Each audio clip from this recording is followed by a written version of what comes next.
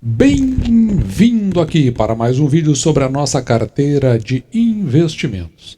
O mercado vem se comportando ainda na curva descendente, nós já temos avaliado isso aqui no canal por um bom tempo. E dessa vez, tivemos que fazer uma limpa no caixa. Essa limpa no caixa, ela acontece por várias razões, mas a principal delas é que era oportuno do ponto de vista de ações se oferecendo, mas tem um detalhe interessante. Agora, nos primeiros dias de março, o Banco do Brasil e BB Seguridade vão pagar proventos. Então vai haver uma reposição do caixa. A gente ainda espera que o mercado continue na sua curva descendente e, portanto, estamos observando aquelas ações que fazem parte da nossa carteira e que acabam por se oferecer. Será que estávamos prontos para aportar, no caso específico, ISA-CETEP, TRP, L4? O mercado, seguindo sua trajetória dos últimos dias, tem estacionado aqui entre os 106 e os 105 mil pontos. Chegou a descer a 105.055. Então, o que acontece aqui? É um indicativo de que a curva continua na linha de baixo. Depois, ele chegou no máximo ali a 106.793 e agora está a 105.993 pontos, o que está ali dentro da faixa intermediária. Se cruzar a linha dos 105, pode ser que ele desça um pouco mais na direção dos 100 mil pontos. O fato é que, no nosso entendimento, a TRP L4, a ISA-CETEP, veio a se oferecer e nós tivemos a oportunidade de adquirir a ação. Na verdade, aqui houve um equívoco, porque nós lançamos diretamente a ordem pelo preço que estava na grade de cotação. Você pode ver esse preço aqui. Então ele foi direto. Só que ele estava acima do que estava sendo negociado, então lá no preço médio acabou sendo negociado a 21,75. Esses são os deslizes que a gente costuma dar por estar fazendo a operação com desatenção.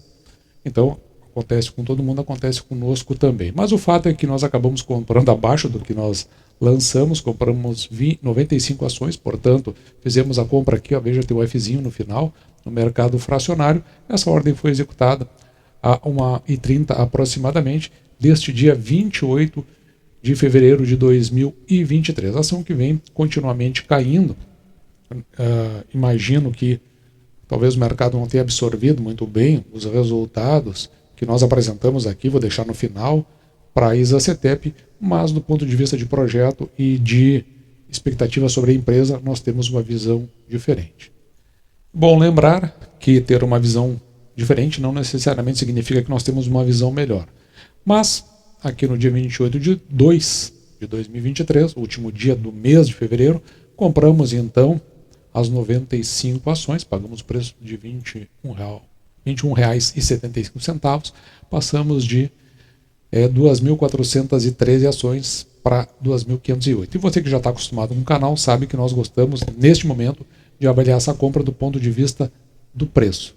Porque, afinal de contas, preço importa. E o que nós vamos avaliar é o preço quando olhamos para o passado e depois quando a gente faz a nossa projeção. Por isso nós montamos aquele quadro que nós fizemos, quadro de indicadores, em decorrência da análise dos resultados trimestrais das empresas, aqui no caso da ISA-CETEP. Então veja que este quadro que eu mostrei aqui em vermelho, ele vai retratar a nossa visão sobre o preço da ação quando nós olhamos para o passado.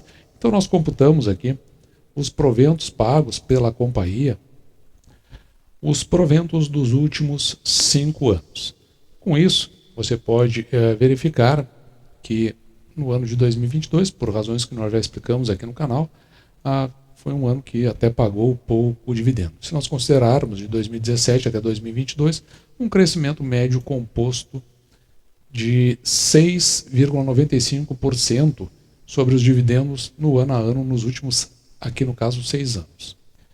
E na média dos últimos 5 anos, a companhia pagou aproximadamente R$ 2,20.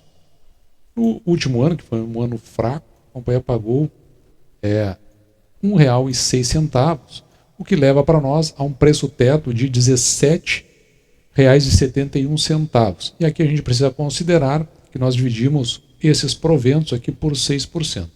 E por que 6%? É o mínimo que aceitamos receber em proventos pelo valor que nós pagamos pela ação. Então, dividindo R$1,06 por 6%, nós vamos ter um preço teto de R$ 17,71. Agora, para a média dos proventos que foram pagos, de R$ 2,20 aproximadamente, nós teremos então um preço teto, nos últimos 5 anos, de R$ 36,81. E a gente considera ainda um crescimento médio composto aqui dos proventos dos últimos 6 anos, de 6,95% ao ano, o que faria com que, em relação ao último provento, a gente poderia estimar um crescimento aqui que levaria um preço teto de R$ 18,94. Com isso, fazendo a média destes 3 preços tetos que nós encontramos, nós chegaríamos aqui a um preço teto, quando olhamos para o passado, de R$ 24,48. Então, isso quando olhamos para o passado. Agora vamos dar uma olhada nas nossas projeções. E até que vem a importância desse quadro de indicadores que nós montamos quando dá análise trimestral dos resultados da empresa. Então a gente tinha estimado aqui, até o final de 2003, um lucro líquido de 2,3 bilhões. Como nós consideramos aqui um payout de 61,76%, a possibilidade que a companhia pague R$ 2,22 no ano de 2023. Então, para esses R$ 2,22, nós chegaremos a um preço teto aqui, quando projetamos, de R$ 36,94. E é daí que se origina esse nosso segundo quadro aqui em azul. Veja que nós trazemos para cá o lucro líquido que nós estimamos, mais o payout, as ações, o quanto a distribuir, e chegamos então na possibilidade do pagamento de R$ 2,22 por ação.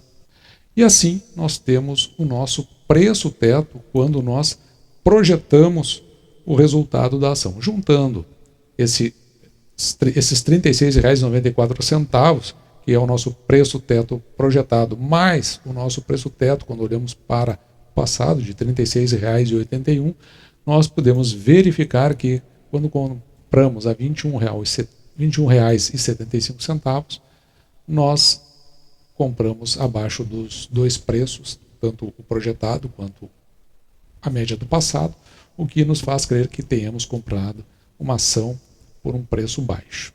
Agora, vamos dar uma olhada no racional por trás dessa compra. E o nosso racional também se forma a partir do nosso quadro de indicadores. Na ordem, a gente faz primeiro o racional, depois é que faz o preço teto. Eu só mostro aqui nesse sentido por uma questão didática.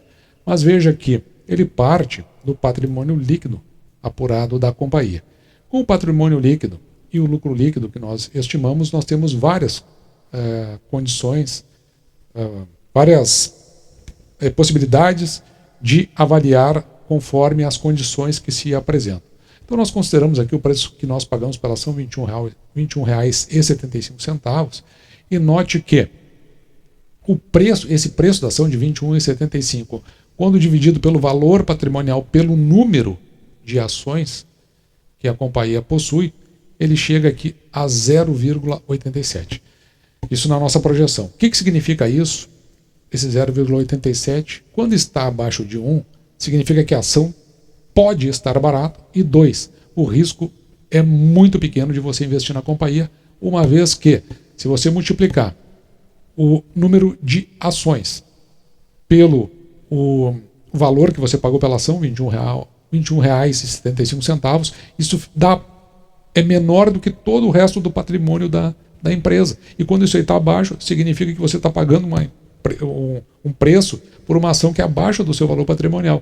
Portanto, o risco é zero, porque uma vez vendido todo o patrimônio da companhia, ele arca numa eventual dissolução da companhia. Então, mais ou menos essa é a ideia geral.